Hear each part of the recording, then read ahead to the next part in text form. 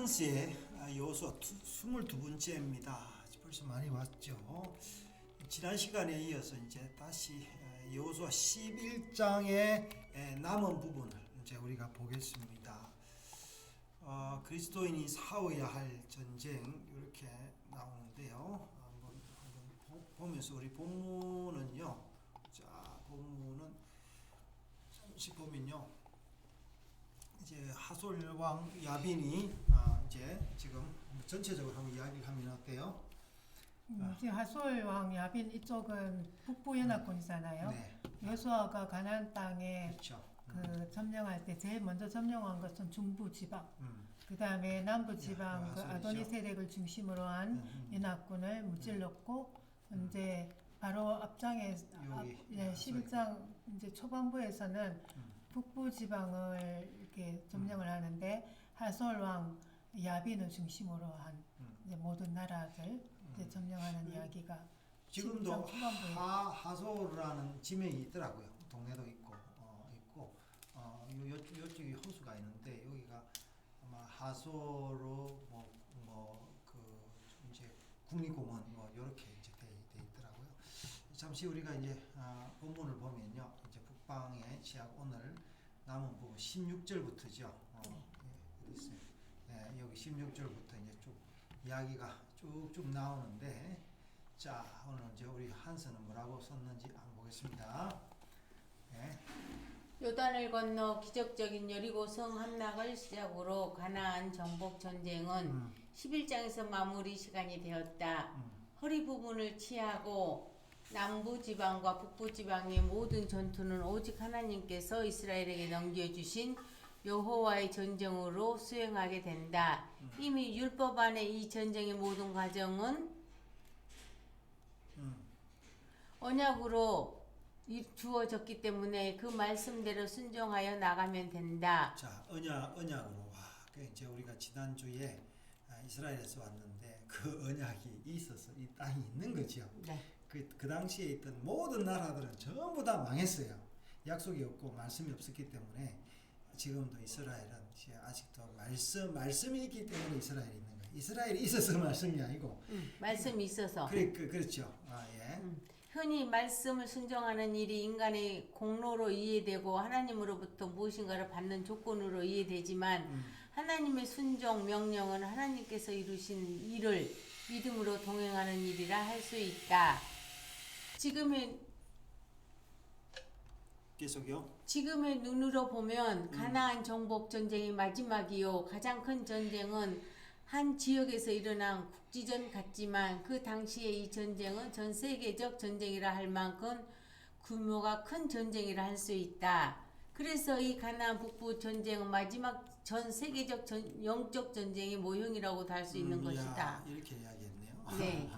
예. 이 가나안 북부 전쟁은 예수님의 갈릴리 복음 전도 사역과도 비교가 되는데 이 큰 전쟁은 메시아이신 예수 그리스도께서 직접 이 땅에서 실천적으로 보여주셨고 마지막 전쟁을 통하여 예수님께서 안성하실 것이다. 여호수아는 북쪽 연합군의 장수이던 하솔왕 야빈을 처형하였고 하솔성은 불살랐다.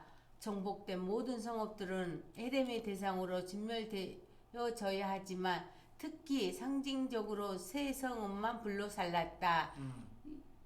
여리고하고 이 상징적 기록은 전통적으로 부분을 통해 전체를 나타내는 히브리사고 가나안 전 성읍에 대한 하나님의 불심판을 보여주고 계신다. 자, 세 성읍이 이제 여리고 또 아이, 하솔 이 성읍이 이제 상징적으로 살았는데 재밌네요. 이게 지금 예수님이 갈릴리 사역 북쪽 여기 이제 베세다 들판 여기 이쪽하고 가깝거든요.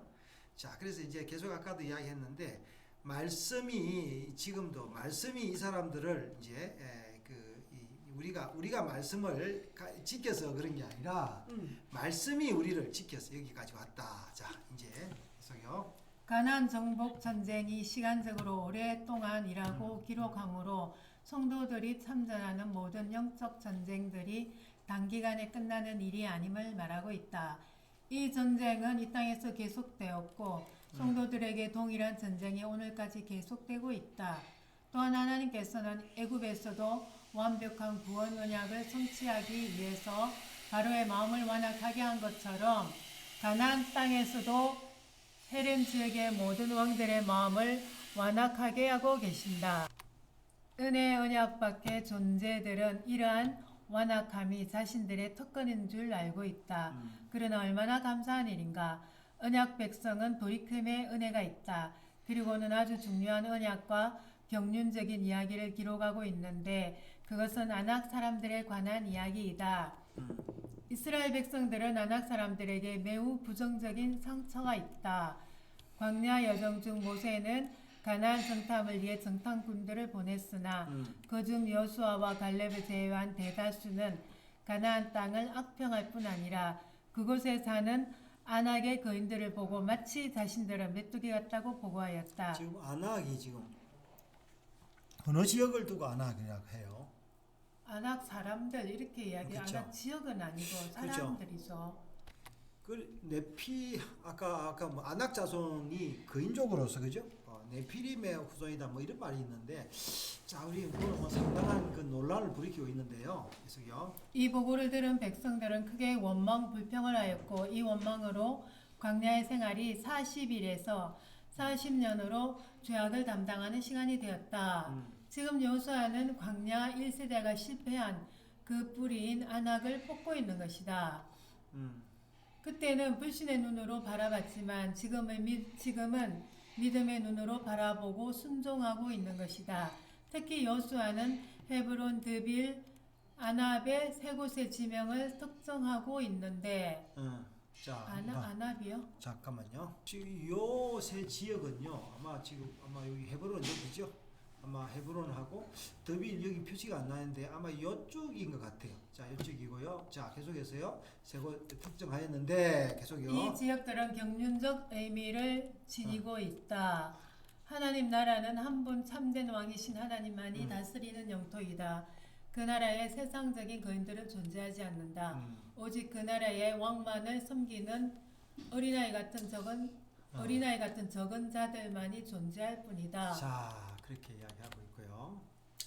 세 곳 지명 헤브론, 드빌, 아납에 담겨 있는 의미처럼 그 나라의 거인 행세하는 것들을 다 몰아내고 진멸시켜야 하나님과 바른 교제가 이루어지고 하나님의 말씀만 참 말씀이 될 것이며 아름다운 하나님의 포도원 그리스도께서 머리 되시는 그 나라가 바로 이루어질 것이다.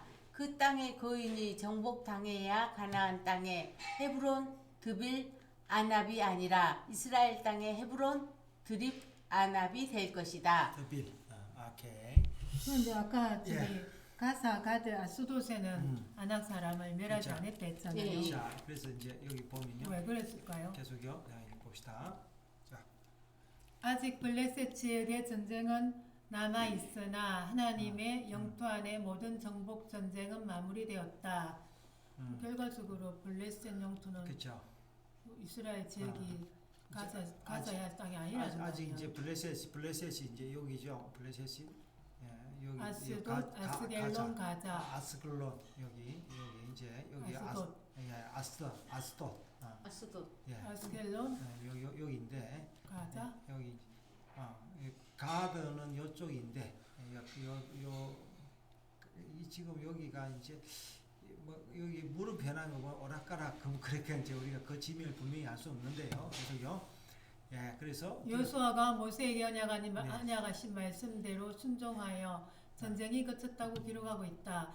이 그쳤다라는 말은 단순히 사건이 종료되었다라는 말 이상의 의미를 가지고 있다. 오케이, 그래서요. 하나님으로부터 주어진 가업이 끝이나 안식과 평화가 왔다는 뜻이다. 히브리어를 헬라어로 번역한 70인역에서 사용된 그치다라는 단어는 히브리어에서는 안식이란 의미로 혼용해서 사용하고 있다. 우주적 큰 영토의 전쟁이든 성도들의 마음 영토 속 전쟁이든 정복 전쟁이 끝이 나야 안식이 오고 평화가 온다. 예. 여호와의 전쟁에서 진멸 대상인 가나안에서 구원받은 나합은 하나님의 은혜에 열린 마음이고 기브온은 하나님 나라의 종이 되겠다는 마음이다. 이런 은혜 중심의 마음에 의해 하나님 나라를 대적하는 모든 견고한 진과 내 안에 거인 행세하는 모든 교만은 예수 이름으로 정복되어지고 철저하게 진멸당해야 한다. 안전한 이 날이 언제인가? 안전히 전쟁이 그치는 그날, 그 여호와의 날을 사모하면서 오늘 여호와의 전쟁에 기쁨으로 참전한다. 지금 여호수아 시대가 언제였어요? 그냥 대략 뭐 BC 한 1200년, 1300년이라고 생각합시다. 지금 우리가 언제입니까? 2023년이니까 거의 뭐 3500년 전 이야기, 3000년 이상의 전 말인데 지금도 이스라엘 가니까 저는 아직도 이 전쟁이 똑같은 거예요. 단지 이제 이스라엘 속에 누가 있다고? 아랍 사람들이 있을 뿐이에요. 아랍 사람들이 이스라엘 사람 속에서 곳곳에 있어요. 그러면서 이스라엘 괴롭히고, 그리고 우리도 뭐 지하철이나 뭐 어디 가든지 이제 그 가방 검사를 받아야만 했던 그런 여행이었습니다. 자, 이 전쟁이 이제 계속되고 있다라는 겁니다. 그래서 우리 한석께서 그 하소를 뭐 갈릴리 북부를 이제 사역했던 예수님에 비유했는데 재밌네요. 자, 예수님이 그랬어요. 지금도 너희는 가서 어떻게 해요? 유대와 사마리아와 땅끝까지 내 증인이 되라. 이것도 영적인 전쟁입니다. 제가 우리가 이제 그 전쟁을 지금도 남겨두고 있고 진행 중에 있다. 우리 이렇게 볼 수 있습니다. 그래서 우리가 싸워야 할 전쟁 2를 오늘 마치고, 자, 이제 다음 시간에 또 우리 한설을 만나도록 하겠습니다.